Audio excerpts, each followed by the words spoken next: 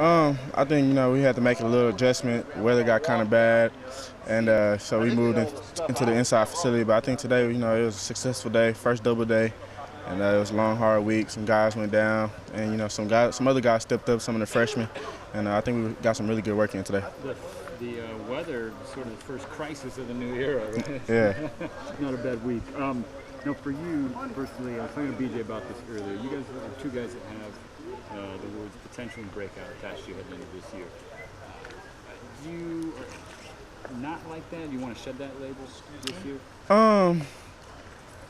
Kind of and kind of not. I really, I look forward to the challenge, but at the same time, it's really not about that. It's about a team goal, and each guy in our unit, we want to accomplish one thing, and we all want to just get better every day, and see where that takes us at the end of the year. And I think that's the good thing about this team. We don't worry about what's outside and what people are saying about us. We all just want to get better and, reach our highest limit. And I think that helps us a lot in winning games and the things we do on and off the field. I think that's really the most important thing about this team. You as an individual, what did you take away from last year, lessons that you learned that you kind of tried to apply when you went to work every day in spring, summer? Just learning how to play fast at all times. Playing quarterback in high school, sometimes you didn't have to play at 100% speed. You can play slower, and I think that was the thing I had to learn how to do. Switching over to receiver again was to just play full speed all the time, and I think that's what I worked on in the spring, and I'm continuing to work on that now. And I think it's going to help me out in the long run. People know your explosiveness. Where do you think you've made the biggest strides technically? Technically, a big jump since Coach Lucas got here. Little things that. Because each coach has different things, and they have different teachings. And Coach Lubick made me see some little things in my technique that I didn't really see before. And so I think I've corrected those things a little more, and just basically working on getting out of your break, being lower when you're coming out of your break, getting your shoulder all the way over your toes and things like that, and just learning how to dip under a corner or a safety when they're trying to press you, little things like that. You mentioned the different styles for Coach Lubick in his first year. Can you compare and contrast his style to Coach Brown? It's not really much difference. Both guys, they're gonna try to get the best out of you.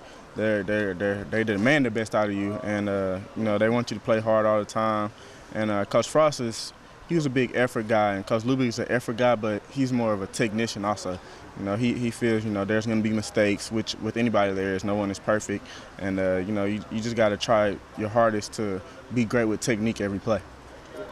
What about your counterpart, BJ? Obviously well known for his speed, running the track. Where's he made some strides this year that you admire for him? Definitely, like the same thing. That was a lot of because he's technically considered a young guy, and just both of us, with his speed is. Once he gets his technique all the way down with his speed, I mean, he's basically uncoverable, and it's amazing to watch him just run past guys all the time, and to see him getting better, getting in and out of curl breaks and things like that. He's so fast and explosive off the ball. It's almost kind of hard to tell what kind of route he's going to run, and to see him getting in and out of breaks better now it's really amazing. Now, a lot of guys on this team are pretty social media savvy. BJ is one of those guys that comes to mind. What do you think of his Vine game? He's probably the best on the team, and we all talk about that in the locker room all the time. He's pretty funny with it, and I think he made like a video a couple of days ago that went viral, and all kinds of people are trying to do what he did. He like dropped his back over his toes and came back up, and we saw it in the locker room, and everybody was just going crazy trying to do it. You had people falling down in the locker room, so he's pretty good when it comes to Vine, Instagram, and Twitter and things like that. Did you do it? Did you try it? Nah, I didn't try that one. I let BJ have that one, and it's a lot of things that he does that a lot of people can't. So I think that was one of the things I just let him have. A couple more for you. With the young guys coming in, Carrington, Devon. Actually, Devon was in one of the videos. And he looked like he had some dance moves. Yeah. Both of those guys are big-time playmakers, and I think, that's why they're here. We recruit playmakers all over the field on defense and offense, and those two guys are no step down from us right now. Those guys came in, and I even say they came in more ahead of the curve than I did. They came in, they knew a lot of stuff. It was still some things that they didn't know, which is, usual freshmen, but they were way ahead of the curve, and, that's why it's showing on the field right now. Devin and Darren, they're both doing a great job. But in terms of Devin's dance moves, what do you think of those? I mean, is he just still need some work in that department? Oh no, he can wiggle a little bit. He definitely can run. He can wiggle a little bit, and he made a great catch the other day and made a move. And he had Coach Luby going crazy in meetings. So we get those guys up a lot in the meeting times, and you know, we congratulate them on a lot of things they've been doing. They've been doing some good things. Last one for you. You a versatile guy. We were talking to Marcus about it earlier. You can be shifted around, play inside, play outside. Is that that's something you prepared for this year, or would you like to be set, have kind of a set role? You know, just anywhere they put me, I try my best and do the best I can. And I think that's been a part of my game, is just being able to be flexible inside and outside. And I think last year, you know, I was solely stuck in the inside category, and that was my biggest thing this year in the spring, was just learning how to play outside a lot more. And I think that helps my value to this team, is, you know, being able to play both spots.